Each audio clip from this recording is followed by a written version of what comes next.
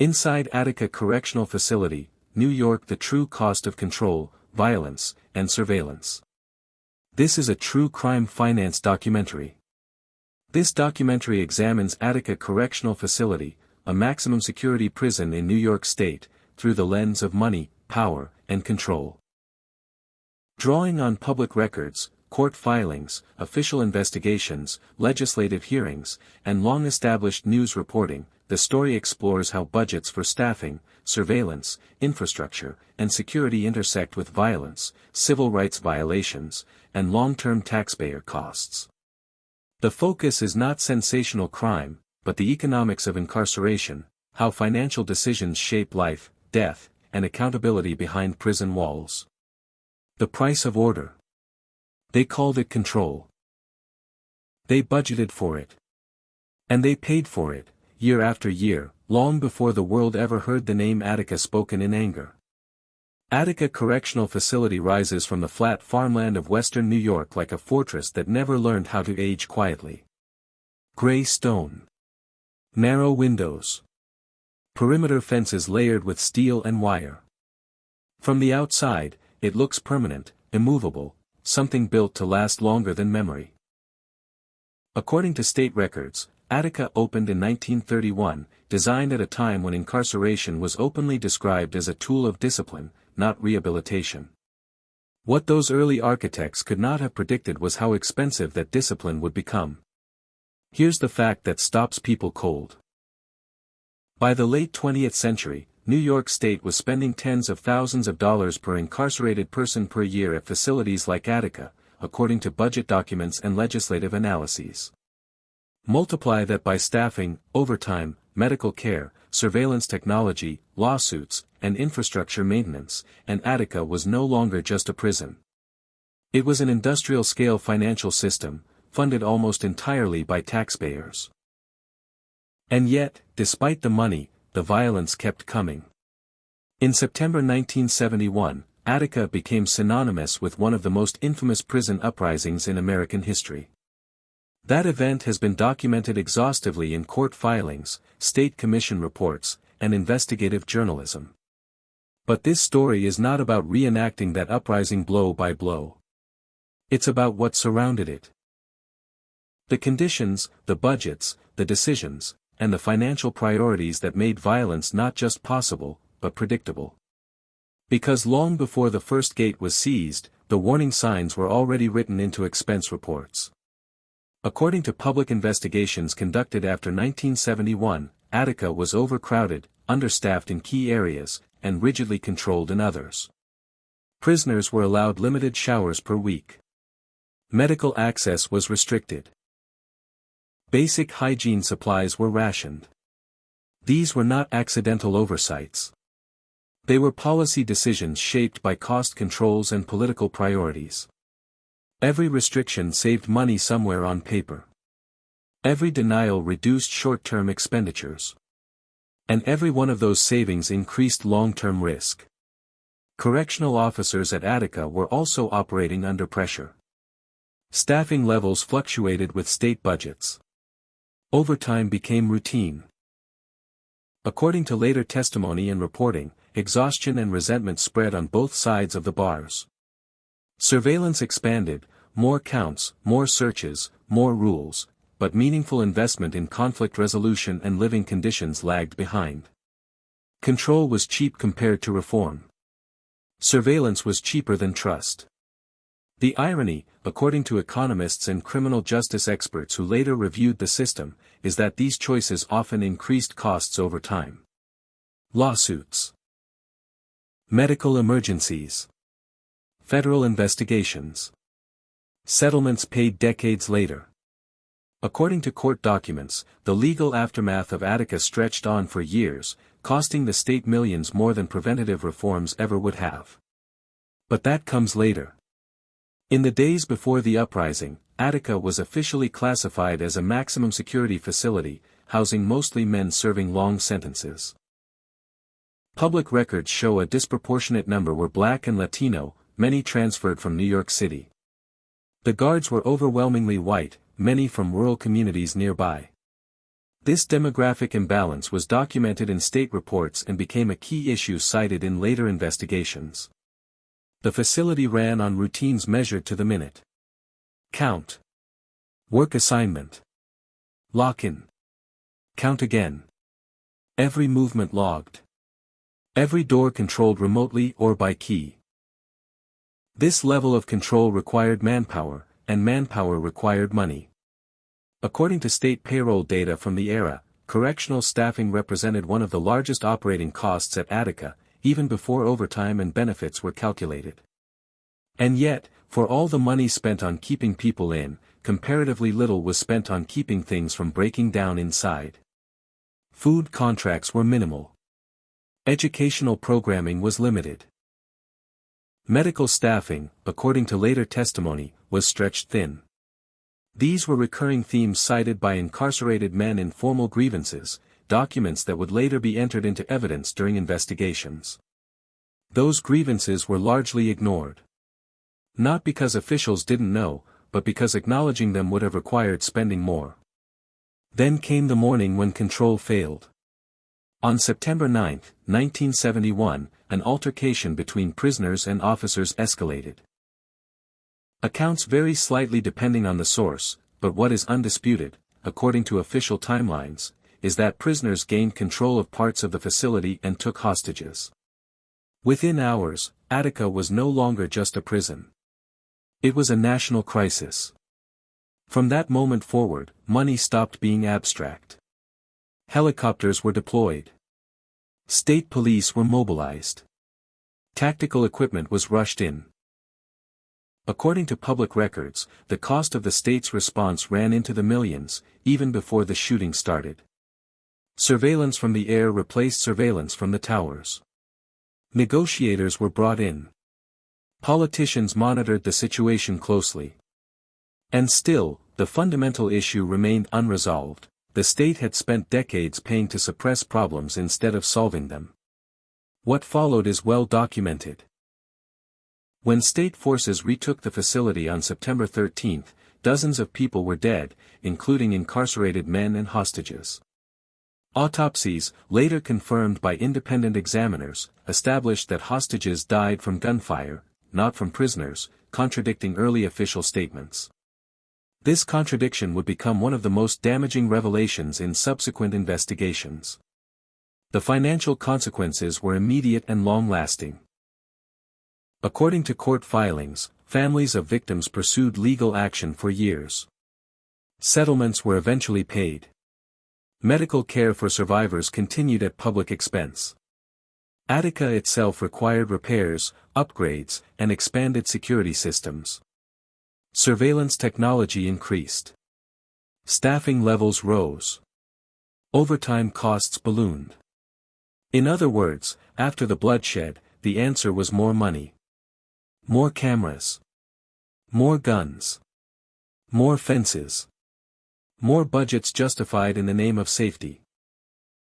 By the late 1970s and 1980s, Attica had become one of the most closely monitored prisons in the state. According to Corrections Department reports, spending on security infrastructure increased steadily. Electronic locks replaced older systems.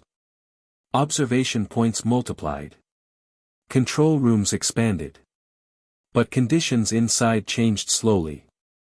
This pattern, crisis followed by financial expansion without structural reform, became a defining feature of American incarceration policy. Experts later described it as a feedback loop: underfund humane conditions, experience violence, respond with security spending, repeat. Attica was not unique. It was simply early. Decades later, the pattern would surface again. In 2015, according to news reports and official statements, incarcerated men at Attica went on strike, protesting alleged abuse by guards. The state denied systemic wrongdoing, but investigations followed. Once again, lawsuits were filed. Once again, public money was spent on legal defense, administrative leave, and internal reviews. The question critics kept asking was simple. How much does it cost to maintain order when order is enforced at the barrel of a budget? According to contemporary analyses, New York remains one of the highest spending states per incarcerated person. Facilities like Attica consume enormous resources, not just in direct operating costs, but in downstream expenses. Healthcare, pensions, settlements, and oversight. Attica today is quieter than it was in 1971. But quiet is expensive. Every camera has a price tag. Every officer has a salary. Every locked door has a maintenance cost. Every lawsuit has a ledger entry. And every year, the taxpayers pay again. This is not a story about monsters or myths. It's a story about systems. About decisions made in budget meetings that echo in cell blocks. About how violence becomes more likely when dignity is treated as an optional expense. Attica stands as proof that control is never free, and that when governments choose the cheapest form of order, they often end up paying the highest price of all. And this is only the beginning. The ledger after the bloodshed. In the aftermath, the state called it a restoration of order. On paper, it looked clean. Gates secured. Hostages recovered. Authority reasserted. The official timeline moved forward. But beneath those summaries, the numbers began to tell a different story, one written not in headlines, but in budgets, settlements, and years of quiet payouts that followed the violence at Attica Correctional Facility. According to public records and court filings, the cost of Attica did not peak during the uprising itself. It exploded afterward. The retaking of the prison was only the beginning of the bill. In the weeks following September 13, 1971, New York State launched multiple investigations. There were internal reviews by the Department of Correctional Services, external inquiries, and eventually a special commission. Each came with staffing costs, legal counsel, expert consultants, and administrative overhead. None of this appeared in the original prison budget. It was emergency spending, unplanned, reactive, and politically unavoidable. At the same time, families of the dead began asking questions. Initial official statements claimed that hostages had been killed by incarcerated men. That narrative held briefly, long enough to shape public perception, but it did not survive forensic scrutiny. According to autopsy reports later confirmed by independent examiners and cited in court proceedings, all hostages died from gunshot wounds inflicted during the state's retaking of the prison. That single revelation changed everything. Once the truth entered the public record, the financial exposure of the state multiplied overnight. Civil lawsuits followed, filed by the families of both incarcerated men and correctional officers. Decades of litigation began, cases that would move slowly through state and federal courts, accumulating legal fees year after year. Court transcripts show the state contesting liability aggressively. Depositions were taken. Evidence was disputed. Appeals were filed. Each step required teams of attorneys paid with public funds. According to reporting from the period, some of these cases remained unresolved for more than 30 years. When settlements were finally reached, some in the early 2000s, the cost ran into the millions of dollars. That figure does not include interest, administrative processing, or the indirect costs of managing long-term litigation. It also does not include the cost of defending individual officers accused of abuse in the aftermath, some of whom were later reinstated or compensated after disciplinary proceedings. This is the part of incarceration that rarely makes documentaries, the invisible accounting. Attica did not just cost money to operate. It cost money to explain. To defend. To deny. To delay.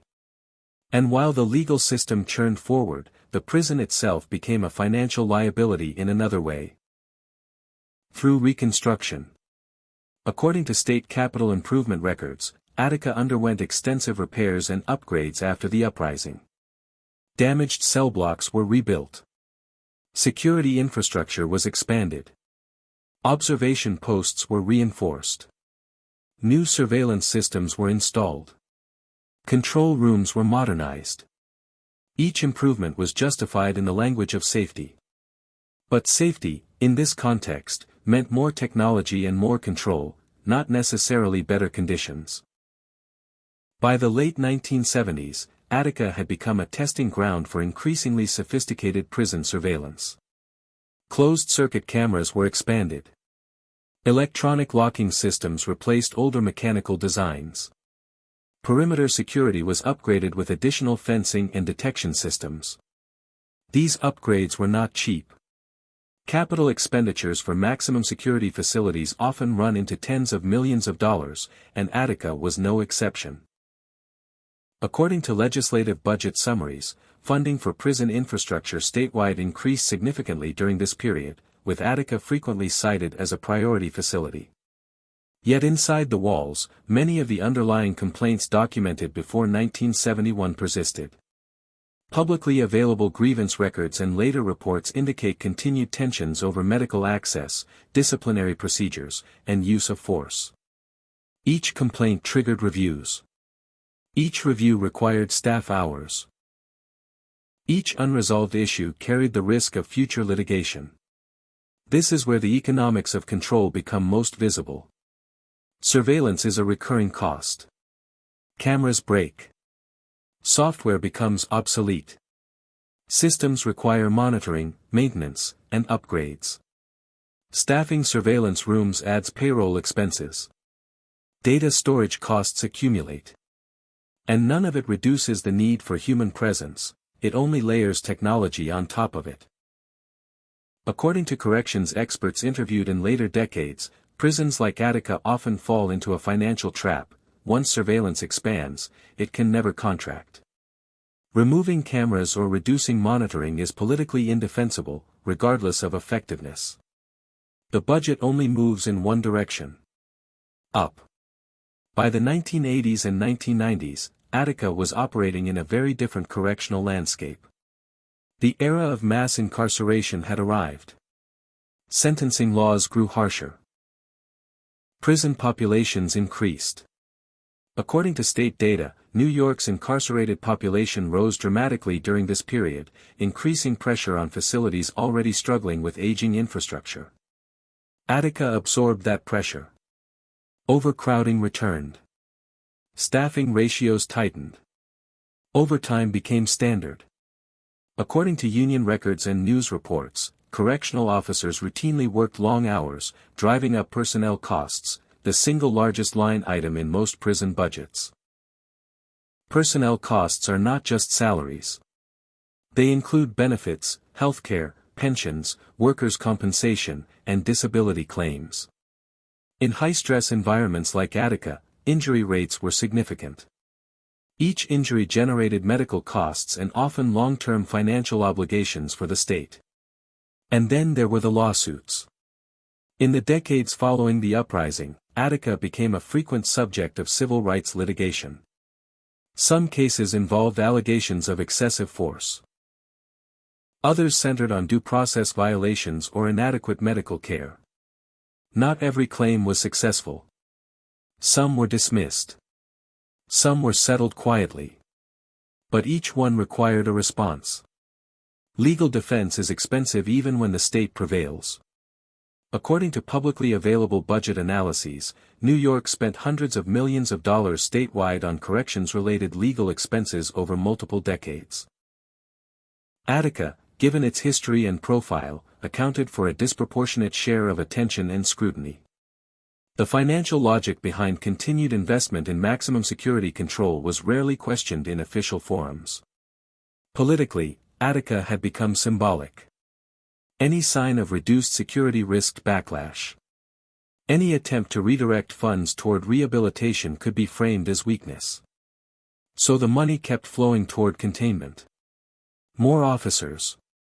More cameras. More walls. More overtime. By the early 2000s, Attica was no longer just a prison, it was a monument to sunk cost. Too much had been spent to imagine another approach. According to criminal justice analysts, facilities like Attica persist not because they are effective, but because dismantling them would require confronting decades of financial and moral investment. Then came another rupture. In 2015, according to widely reported news accounts, incarcerated men at Attica engaged in a work stoppage and hunger strike, protesting alleged abuse by staff. The state disputed many of the claims, but investigations followed. Once again, video footage, reports, and testimony entered the public sphere. Once again, the response involved money.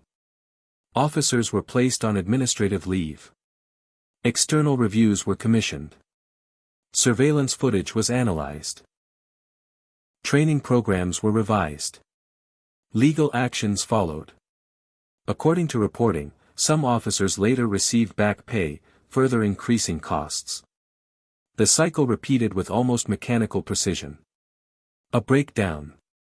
A response. An investigation. An expense. What never seemed to change was the underlying equation, spending more on control without resolving the conditions that made control necessary. Economists studying correctional spending often point to Attica as a case study in path dependency.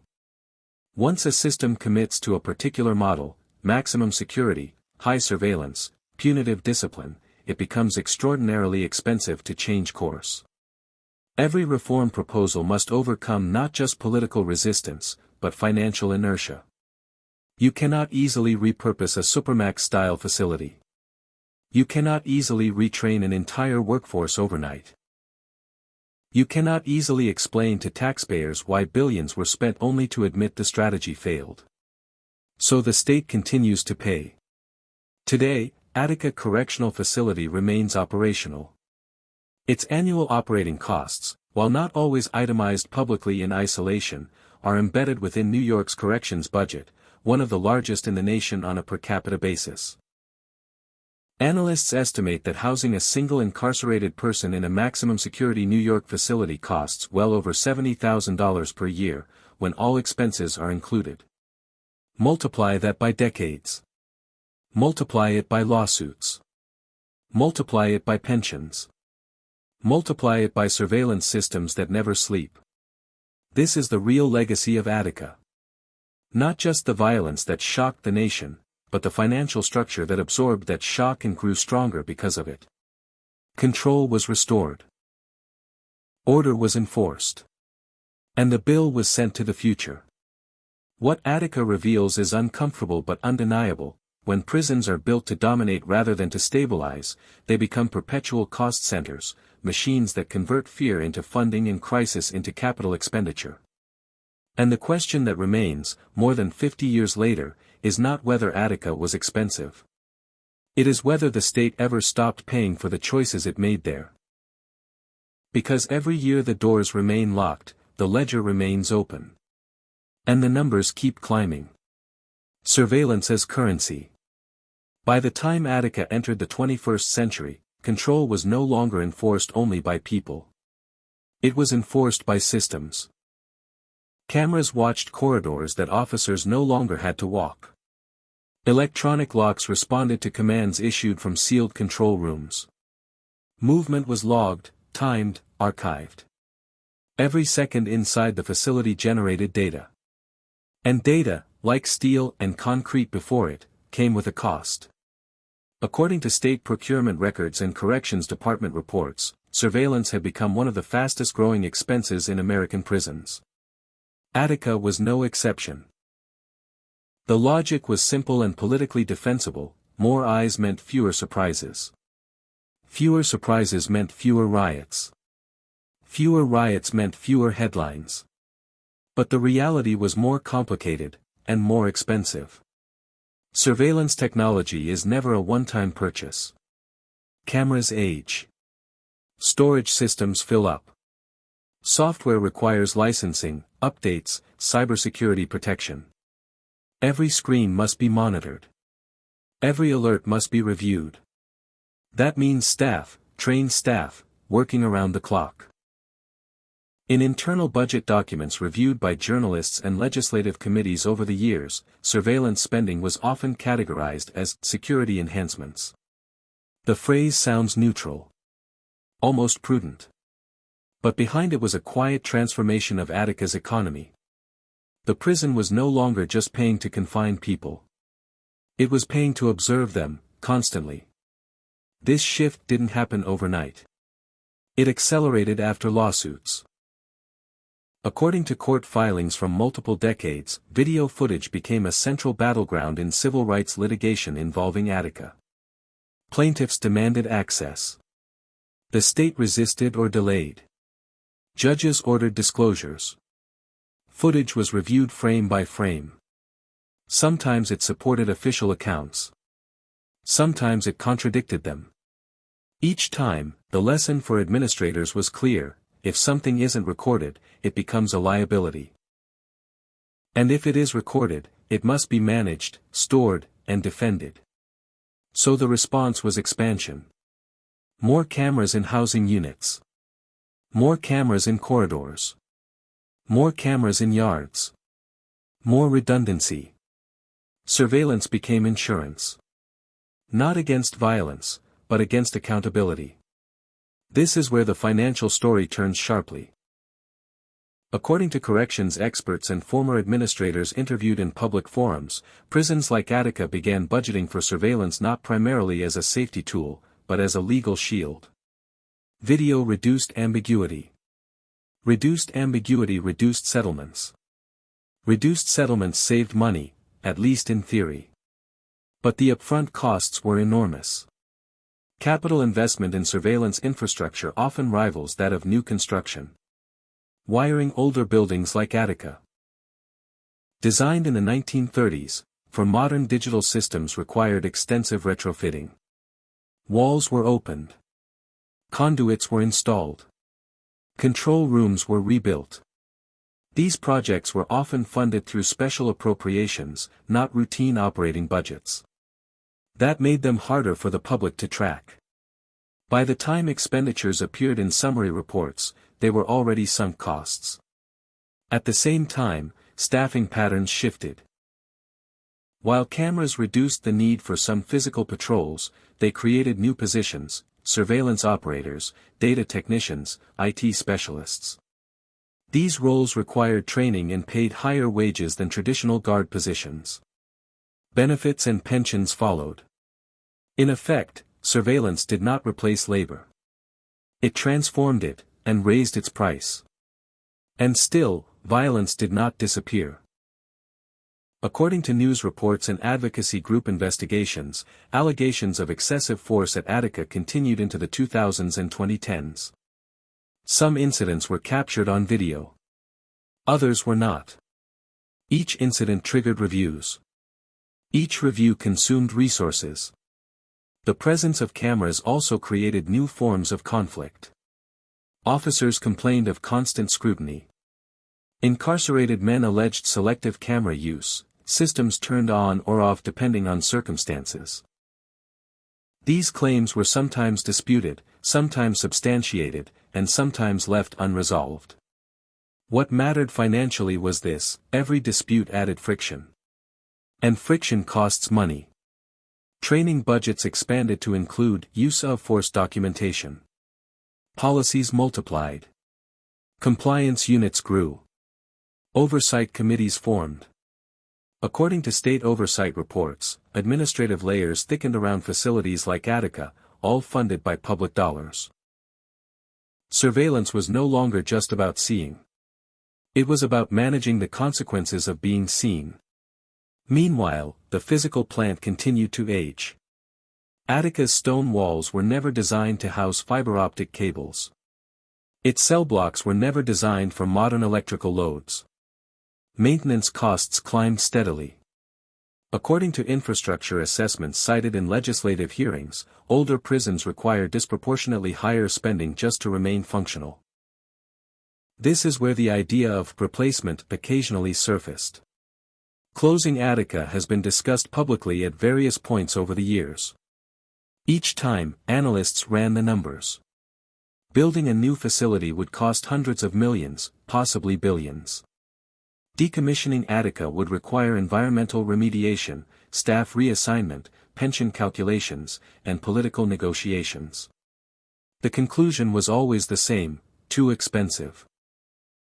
So the state continued to invest in a structure that everyone agreed was outdated, because abandoning it would cost even more.